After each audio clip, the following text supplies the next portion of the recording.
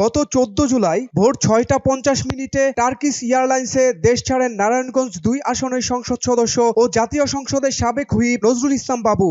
ওই দিন বেলা 2টায় থাই এয়ারওয়েজের TG322 ফ্লাইটে ব্যাংকক যান কুষ্টিয়া 2 আসনের সংসদ সদস্য মোহাম্মদ কামরুল আরেফিন। একই বিমানে ব্যাংককের উদ্দেশ্যে পালিয়ে যান সাবেক স্বাস্থ্যমন্ত্রী ও মানিকগঞ্জ 2 আসনের সংসদ সদস্য দেওয়ান জাহিদ আহমেদ মালেক। 15 জুলাই রাত 12টা 17 সিঙ্গাপুর এয়ারলাইন্সের SQ447 ফ্লাইটে সিঙ্গাপুরের উদ্দেশ্যে দেশ ছাড়েন ফরিদপুর 4 আসনের সংসদ সদস্য মুজিবুর রহমান চৌধুরী নিক্সন। একই ফ্লাইটে আরও পালান দিনাজপুর 6 আসনের শিবলি সাদিক, টাঙ্গাইল 5 আসনের মোহাম্মদ সানোয়ার হোসেন ও নাটোর 2 আসনের সংসদ সদস্য শফিকুল ইসলাম শিমুল। এদিন সকালে 7টা 39 বিমান বাংলাদেশের BG391 ফ্লাইটে কলকাতা পাড়ি জমান ঢাকা 5 আসনের সংসদ সদস্য মশিউর রহমান মোল্লা সজল। 16 জুলাই বেলা 11টা 37 এমিরেটস এয়ারলাইন্সে দুবাই পালান সাবেক রেলমন্ত্রী ও কুমিল্লা 11 আসনের MP মুজিবুল হক। ওই দিন বেলা 12টা 5 বাংলাদেশ বিমান BG308 ফ্লাইটে ম্যানচেস্টারের উদ্দেশ্যে দেশ ছাড়েন ঢাকা 16 আসনের মোহাম্মদ ইলিয়াস উদ্দিন মোল্লা।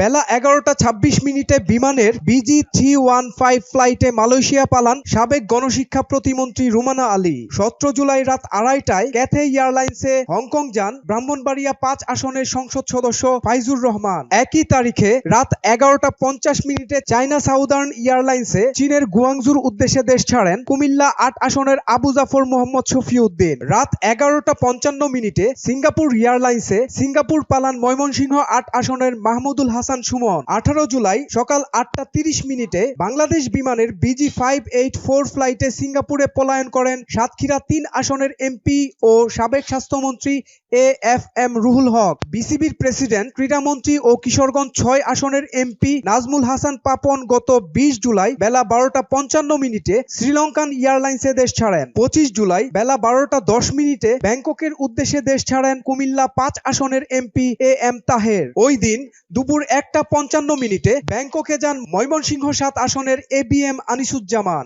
বিকাল 6টা 10 এমিরেটস এয়ারলাইন্সে করে কানাডার উদ্দেশ্যে দেশ ছাড়েন সংরক্ষিত নারী আসনের নীলুফার আঞ্জুম। সন্ধ্যা 7টা 48 এমিরেটস এয়ারলাইন্সে করে কানাডা পালান অর্থ প্রতিমন্ত্রী ওয়াসিকা আয়েশা খান। 26 জুলাই ভোর 5টা 20 কাতার এয়ারলাইন্সে গ্রিসে পালান কুমিল্লা 4 আসনের আবুল কালাম আজাদ। সাবেক উপমন্ত্রী আব্দুল্লাহ আল ইসলাম জ্যাকব 27 জুলাই সন্ধ্যা 7:30টায় এমিরেটস এয়ারের EK587 ফ্লাইটে দুবাইয়ের উদ্দেশ্যে দেশ ত্যাগ করেন। আলোচিত পররাষ্ট্রমন্ত্রী ডক্টর হাসান মাহমুদ চৌধুরী 28 জুলাই 2টায় এমিরেটস এয়ারে নেদারল্যান্ডসের হেগে যান। তিনি আবার 3 আগস্ট ফেরত আসেন বলে সূত্র জানায়। গতকাল হযরত শাহজালাল বিমানবন্দর দিয়ে দেশ ত্যাগের সময় তাকে আটক করা হয় বলে কোন সংবাদ মাধ্যমে খবর আসে। ওই দিন রাত 10:30টায় US বাংলার BS307 ফ্লাইটে সিঙ্গাপুরে যান কুমিল্লা 3 আসনের সংসদ সদস্য জাহাঙ্গীর আলম। 29 জুলাই বেলা 11টা 10 এমিরেটসে তেহরান যান সাবেক বাণিজ্য প্রতিমন্ত্রী আহসানুল ইসলাম টিটু। ওই দিনে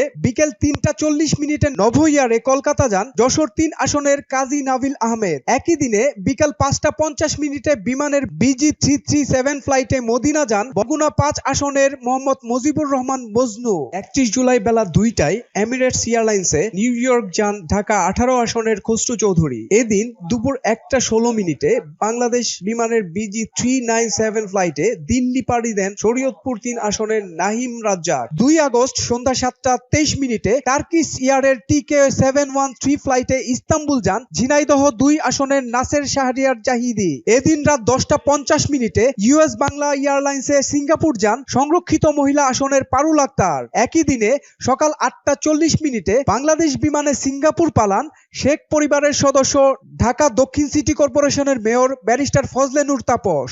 এদিন সকাল 10টা 16 ভিস্টারা এয়ারে দেশ ছাড়েন জাতীয় পার্টির নেতা ঢাকা 4 আসনের সাবেক MP সৈয়দ আবু হোসেন বাবলা।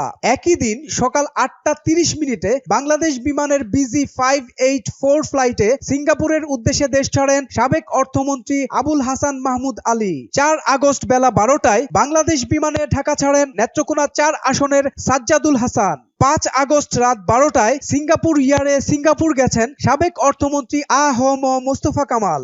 একই দিন রাত 2টা 35 মালয়েশিয়ান এয়ারলাইন্সে